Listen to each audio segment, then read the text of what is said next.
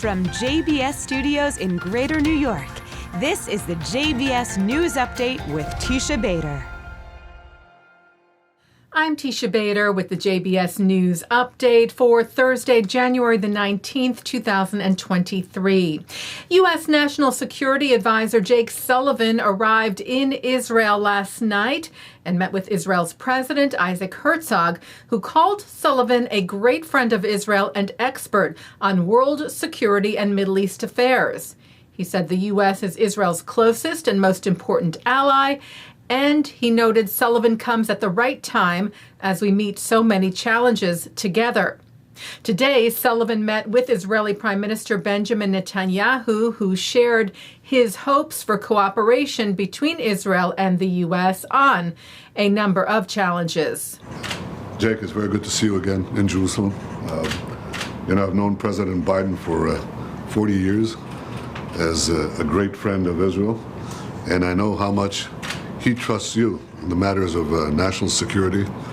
And you should know that we see you as a trusted partner in matters of assuring security and, of course, advancing peace. And I think today you come at a special time because we have acute challenges to our security and vast opportunities for peace.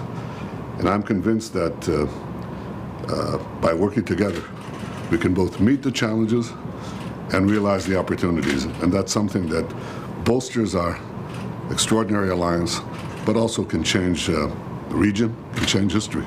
There are also reports that Sullivan raised the issue of the planned judicial reforms by Israel's new government during his meeting with Netanyahu, though the prime minister's office did not confirm or comment on those reports.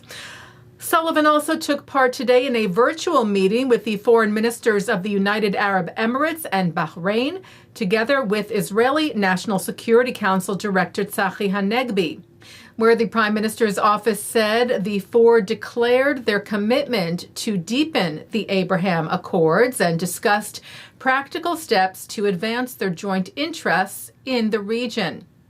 And with the continuing discussion on Iran, Sullivan met with new IDF Chief of Staff Herzi Halevi and Defense Minister Yoav Gallant, also with Israel's Foreign Minister Eli Cohen.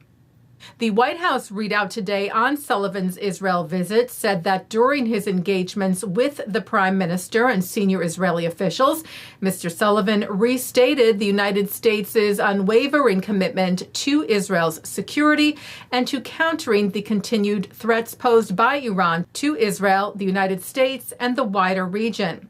Mr. Sullivan stressed the U.S. commitment to ensure Iran can never acquire a nuclear weapon. And writing that in all of his meetings, Mr. Sullivan recalled that the United States' long-standing partnership with Israel, which celebrates its 75th anniversary this year, is built on mutual interests and democratic values.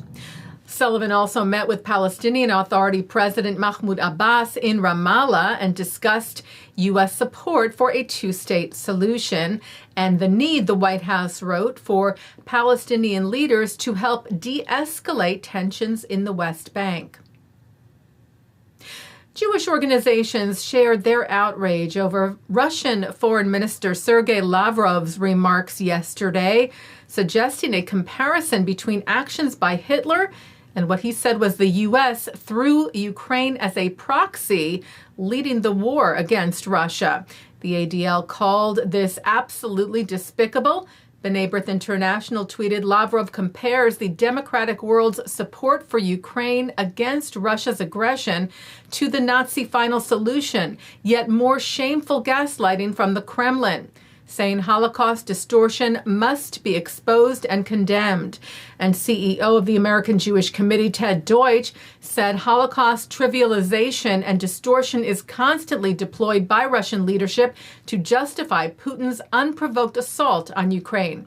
Hitler's final solution was an effort to eradicate the Jewish people. There is no comparison. The Polin Museum of the History of Polish Jews in Warsaw announced the discovery of never-before-published photos from the aftermath of the Warsaw Ghetto Uprising, when the Nazis set the ghetto on fire. Photographed secretly by Polish firefighter Zbigniew Leszek Żuwaczewski, taken between April the 21st, 2 days after the uprising began, and May the 15th. Of 1943. The museum said these are the only known photos taken inside the ghetto during the uprising that were not taken by the Germans. They will be part of an exhibit commemorating the 80th anniversary of the uprising at the museum this April, called Around Us a Sea of Fire: The Fate of Jewish Civilians During the Warsaw Ghetto Uprising. At least 7,000 Jews died in the revolt, with thousands of others deported to their deaths in Treblinka. Their profound courage and ability to hold the Nazis at bay for almost a month is remembered as the largest act of resistance by Jews against the Nazis during the Holocaust. Taking a look now at our programming for tonight on JBS. For Thursday, January the 19th at 7 o'clock, it's Talmud Study. At 7:30, Francesa Segal talks about her book, Age of Innocence. At 8, Jonathan Tobin speaks to Gil Troy about the legacy of Theodor Herzl, the founder of the Zionist movement, and how his vision can inform our view of Israel today. At 9, Mark Golub sits down with Cantor Joseph Malovany on L'chaim. At 10, it's the Jake Ehrenreich Show. And coming up next, it's the Dershow. And that's the JBS News Update for Thursday, January the 19th, 2023. I'm Teisha Bader. Stay healthy, stay well.